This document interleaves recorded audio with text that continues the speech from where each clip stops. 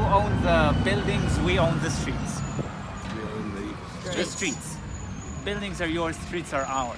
They said that about the Jews, Yes. about the And you own the buildings, we own the streets. and then came the war.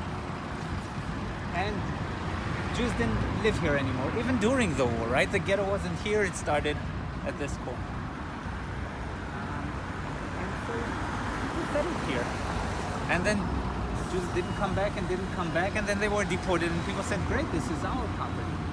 And then some of the Jews came back, and then the people who took control of the property said, from all of the Jews, you came back? You have the nerve to come back? Or This is all over Europe. never, in no place it is so, the scale is as big as it is in Poland, right? 20%, the level of annihilation, and the amount of Jewish residents here before. Yeah. In Germany also. But once in Germany, it took 12 years, and the numbers are different, right? Yeah, It started numbers 33, and the numbers are really completely yeah. different. Here it was quick, and the scale is really different. Yeah. So, and there's always a term. I'm living po-Żydowsku. I'm living in a post-Jewish something. And there are small towns where there is the grocery store, and the people still call it the Jewish grocery store. Yeah, there are no Jews running the grocery stores for 85 years, and still this is how they call it. It's like in Jerusalem, the Hebrew name's never caught. The German colony. There's no Germans there. Okay, but this is the official name. I'm talking about no one. If I'll ask you, where is Konomim? We have local guides, they know. But Geulim, no one knows where Geulim is. Yeah. Everyone knows Baka, right? Yeah. The Hebrew names never caught. The Arab names are although there are not many Arabs living in Baka. Don't you still call the twins milk bar? Yeah. Twins Milk Bar. In And Alexandra Street. and There were so- two Polish Holocaust surviving twins. It was the twins. And then we called it the Twins Milk Bar. Still there? Yes. It's called the twins when you think about it. Milk bar is a very Polish term and invention. Bar mleczny. Have you seen a lot of milk Well, bars? there were milk bars, and there was a Polish you- people running them. Can you but tell they- us about the corner street again? That story about. Can I go right yeah. back to the corner? I just want to get firstly a photograph there and also on the corner. No, about that the story, the because connection we with Kosciuszko. Okay. Who is Kościuszko? Yeah. The name is Kościuszko.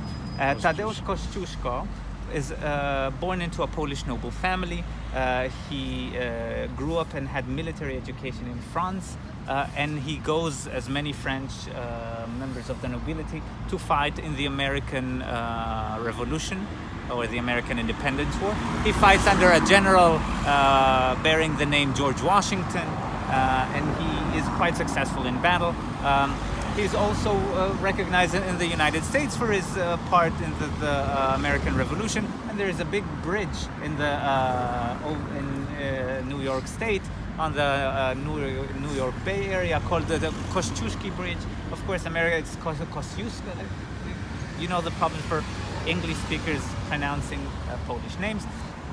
As I think I heard it once, but I forgot that there was a Polish guy who named the tallest mountain in Australia, Kościuszko. But the Kościuszko Street is here, and when Arnold left Częstochowa and and he wanted people to come and say goodbye, he said, meet me at the center of town, Aleja, corner of Kościuszko. And he put that in an advertisement in the paper. Yes.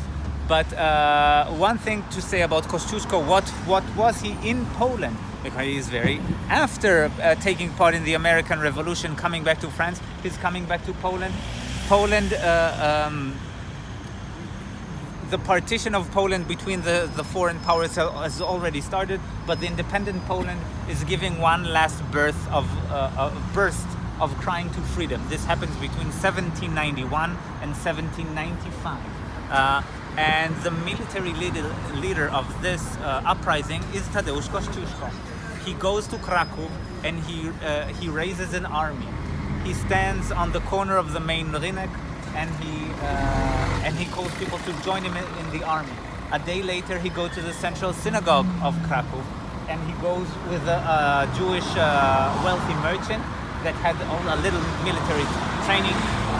This guy's name is Berek Yoselevich, and Kościuszko and Berek Yoselevich are appealing to the Jews of Krakow and to the Jews of Poland to join this uprising. And there is a Jewish battalion under Berek Yoselevich in this Polish national uprising against the Russians in 1791.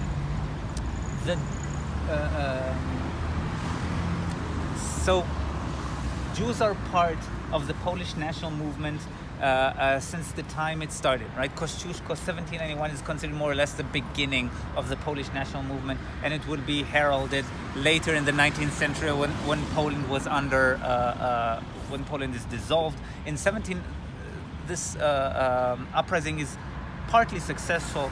There is the 4 years between 1791 and 1795 are called the 4 years same.